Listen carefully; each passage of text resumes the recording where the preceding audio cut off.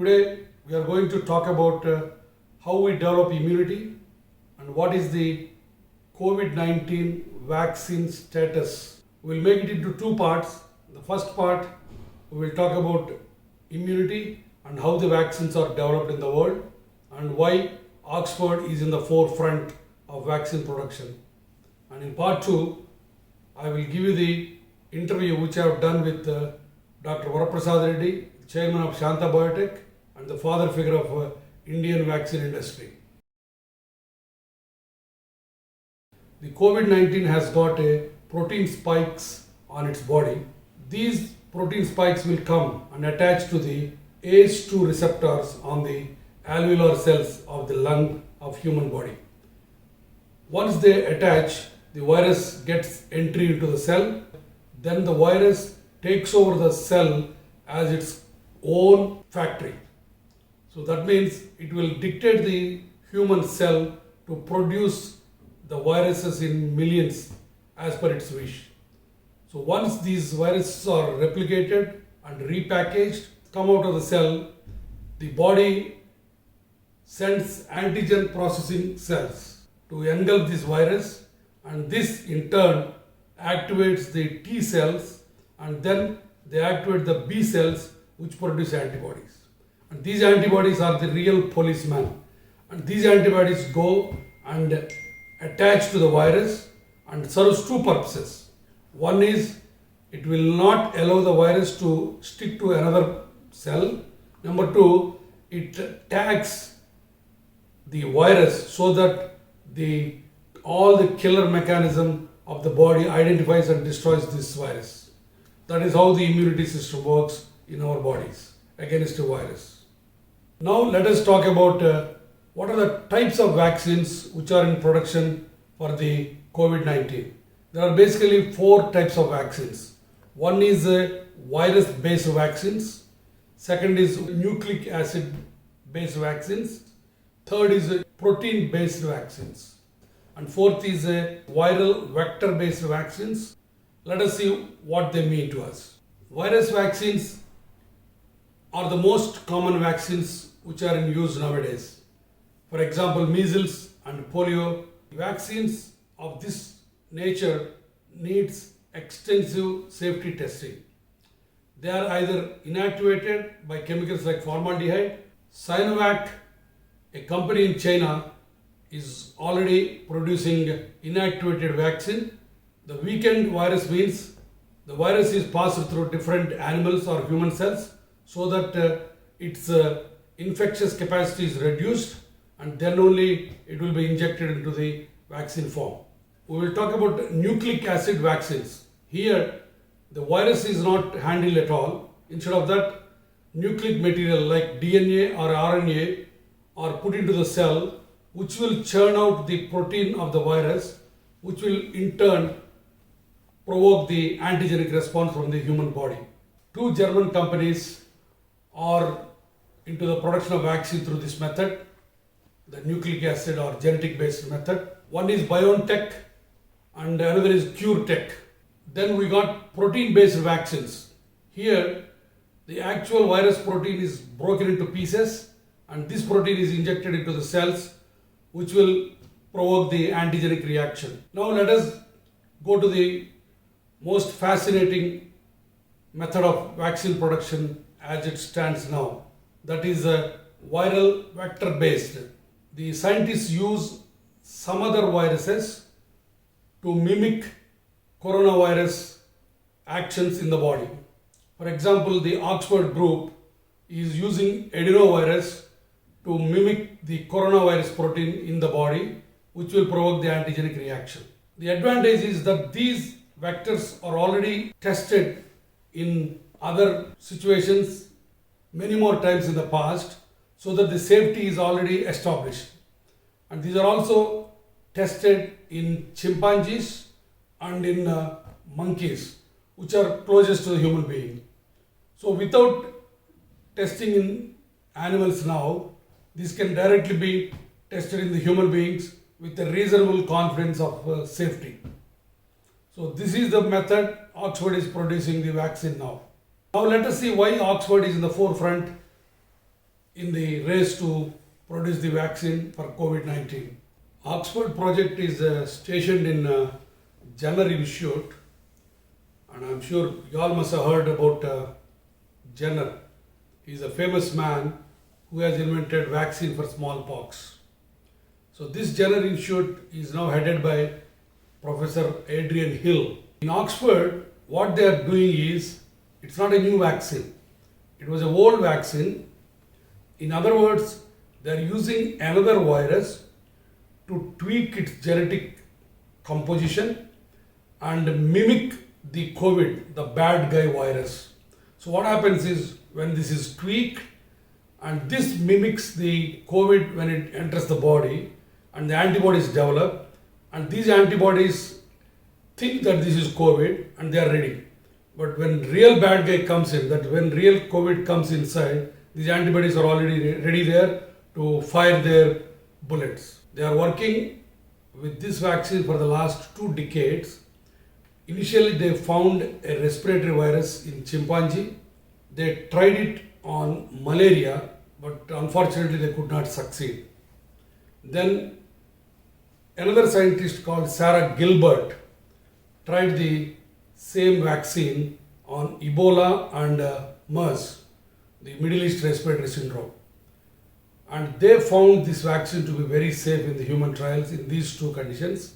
And that's why they are now doing a repurposing of the same vaccine. The Oxford vaccine now is already tested in 6 rhesus monkeys in Rocky Mountain laboratories in Montana. Rhesus monkeys, as you know, are the closest genetic relatives for human beings. And after giving the vaccine, all these monkeys were given heavy doses of COVID-19 virus. And after 28 days, all these monkeys were very hale and healthy. So that gives a very significant breakthrough of a confidence of safety in human beings, because rhesus and monkeys and human beings are almost same. So that's why this lengthy process of testing safety trials in human beings is taken off, and that's why this time is attenuated in this case. Several indicators that this could be a very useful vaccine. One is, of course, that it's simply a single dose. Many of the other vaccines that are being developed will need 2 doses or maybe even 3 that will take months to administer. So this is much more suitable for this sort of pandemic situation. Secondly, this type of vaccine technology has been used in thousands of people before, where it's been safe. So we would anticipate that it will be safe again as a COVID vaccine. And very importantly, there is a way of scaling up the manufacture of this vaccine, not just in Europe, but with partners around the world, to make sure that we can manufacture, as you say, hundreds of millions of doses. And one of our main partners helping in this work is an Indian company, the Serum Institute of India. In Oxford phase 1 clinical trial, already 1100 members were injected. Next, in June, another 5000 volunteers will be taken, and phase 2 and phase 3, that means phase 2 is for the safety and phase 3 for the efficacy, will be run parallelly, and by September, if everything goes well, the Oxford will be able to give the world a vaccine. But that vaccine has to be produced in bulk by the Serum Institute of India, which is based in Pune. Bharat Biotech is a big player in vaccine production, which is based in Hyderabad. This is co-founded by wife and husband Suchitra and Krishna Ella, who happen to be good friends of mine. They collaborated with the University of Wisconsin in America and a vaccine producer, Flugel. They are trying to produce a combination vaccine which will be useful for coronavirus and influenza, called Coroflu. This will be administered intranasally through the nose.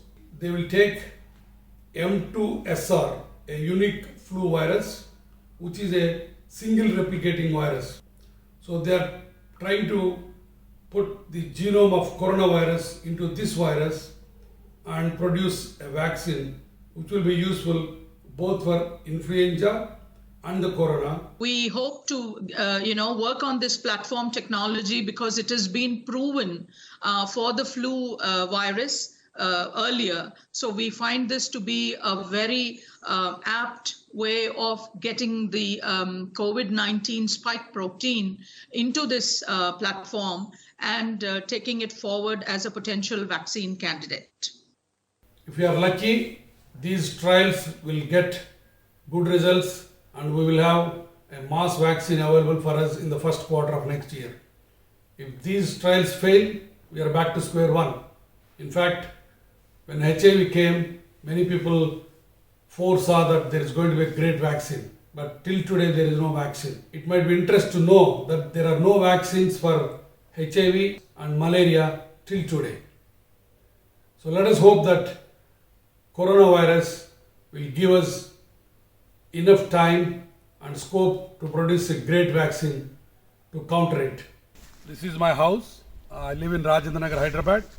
Now, today I am going to do interview of a great personality, Dr. Varaprasad Reddy, Shanta Biotech chairman. This interview is specifically to dispel a lot of myths about the COVID vaccine in India. So I am going to his house, which is my neighbor.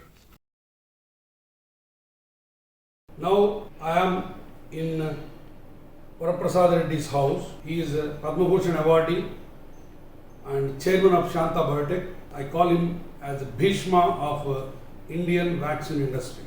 Good morning, sir. Namaste. Namaste.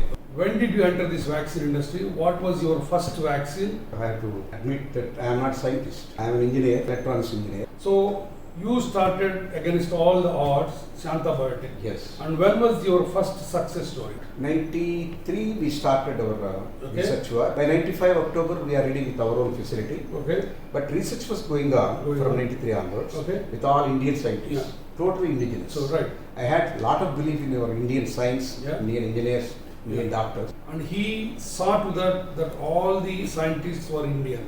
Yeah. So when So was the first vaccine? 97 August Yeah. we could launch first recombinant DNA product in India. At that time, how much the vaccine was costing? It was costing in Indian terms, it was costing 840 rupees, one dose. A child in 1997, if he needs to be vaccinated for hepatitis B, he got to spend 2,500 rupees for an imported vaccine. Dr. Varaprasad Reddy sold it for 150 rupees. But why this cost is important? Because this is the foundation on which the whole Indian multi-billion-dollar vaccine industry has been built so successfully that now the whole world is looking at India for bulk production of any vaccine. For export of any vaccine, we need to have WHO pre-qualification.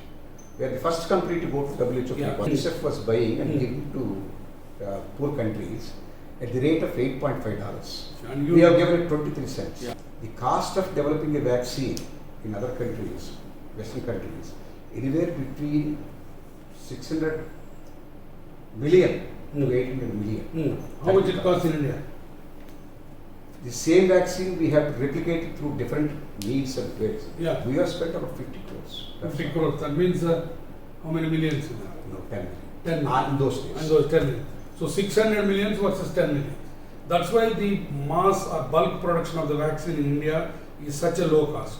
Even China cannot beat us. Even if development is being done with the collaboration from Western society, ultimately that vaccine can reach more people, Only through common India. people through India. Now I want you to tell exactly how many laboratories are in the forefront in India. Shanta, a part of Sanofi, Bharat Biotech is on the job. Bharat Biotech of Hyderabad. Hyderabad. Indian Immunologicals, there is also government institution in Hyderabad. Serum Institute is in Pune, and one more company, Biological Evans in Hyderabad. Yesterday I saw the interview of Soumya Swaminathan, one of the senior I know. health advisors of World Health Organization, that she said that there are 7 companies In the who have world. gone to the phase 1 clinical trials on human beings. She told 2 from China, 2 from Germany, 2 from America and 1 from England. England. So those England 7. is only Oxford. Oxford. All these phase 1, Mm. they could come up to this point, it's very fast. Mm. But they have been on this job from January itself. From January. One. Yeah. Second thing, in my time, I Mm. mean 92s, 93s, 95s, Mm. we used to go through the virus total genome sequencing. Yeah. It used to take 5 to 6 months for us. Okay. Now, they have ready-made launching pads. Okay. They attenuated the time That's right. because Yeah. they have a lot of database. They don't have to produce a new plasmid. New for us. plasmid. Plasmid is like a utensil where you put the ingredients. It is a carrier through which the whole virus genome is fixed into that, and this plasmid is put into the vaccine. In this plasmid production and in these platforms and in the animal models, all of them are already done. So that's why the time needed for a vaccine production is now attenuated. There is another thing which I read called compassionate vaccine guidelines. What does that mean? That They- means without yes. putting on the animals? Yeah. Ah, Because this virus, similar viruses are there in our data bank. yeah, How they behave with the animals, they already have some data bank. correct. They presume Yeah, it may be the same. yeah, It is a compassionate call. call. In Indian Drug Act, Mm. whatever you develop, whatever you produce, you use that medicine or that vaccine for conducting trials, Mm. cannot be commercialized. Mm. You have to put it down the drain. Down the line. Now in this compassionate time, That exception is given. that exception is given. So whatever you use for the clinical trials, the same material can be used for the bulk Bulk also. production also, Commercialization also. commercialization also. Taking that as cue, Mm. smart people like Serum, Mm. they already started producing. Producing, right. But they are taking the risk. Suppose the trials fail, Yeah, they lose money. lose money, They yes. are producing ready. They are ready with the stockpile. Stockpile, yeah, The moment they get a license, Yeah. they can dump it That's in the right, market. yeah. That So- helps people. yeah. That helps them also. After giving the vaccine, Mm. they have to watch it for after 30 days, sometimes 45 days. Right. For hepatitis B, 6 months. Right, okay. For coronavirus vaccine, they are saying Yeah. 30 days minimum. Right, now let us come to this present situation again. So now the Oxford phase 1 clinical trials are going on, that is everybody knows. So now they got to do that phase 2 also, but as you had said, phase 2 also as a subset is involved in the phase 1. Phase 1. And then they will go to the phase Phase 3. three. Phase 3 they will randomly collect the people Correct. and they will collect different groups of people. Yes. How, can I ask you, when is the first vaccine can come where I can go and get this injected? Realistic terms. Sir, if it depends on the Oxford trials in UK, Mm. they are successful by end of this year. Mm. Then they will transfer the total Technology. and our people will start doing some what you call limited trials. Mm. It is called compassionate vaccine. Yeah, okay. Then our drug controller has to observe how Mm. many people he will decide. Yeah, But they are all, everyone is waiting for that day. correct. So they are not going to read the rule book. Yeah, Rule book is set aside. set aside. It's a Now war the time. new rule is Yeah. to save people. People. In that process, they will definitely give a very limited trial. Mm. That limited trial also will take 3 months to 4 months. 3 months more. So, In my opinion, April, May. yeah, that's what you are saying all the time. So, It has taken from January to May of next Yeah. year, 18 months. that's right. That's what I was Yeah. talking. So, as Dr. Varaprasad Reddy told in the previous interviews, he is still sticking to the same argument. It will be available by April, May of 2021. By the time COVID-19 becomes silent, what happens? Has it happened like that before?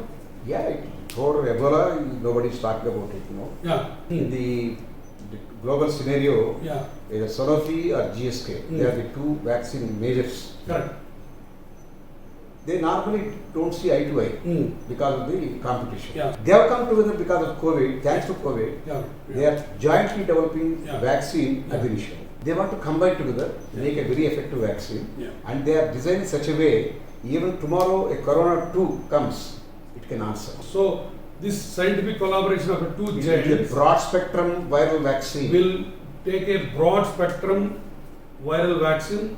So, In- suppose tomorrow the the COVID mutants are also yeah, they will take. they will take it. So, it's a wonderful thing. Okay, I think that will take time, but that Of will be a course. robust vaccine for the future. They also, the instruction what we have from them, Sanofi is, Shanta should be the place where they are going to produce Okay. for cost effectiveness. Okay. Global production is going to be here. All right. Okay.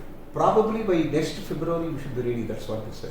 Okay. Thank you so much for giving us this insight into the vaccine production and the reality check.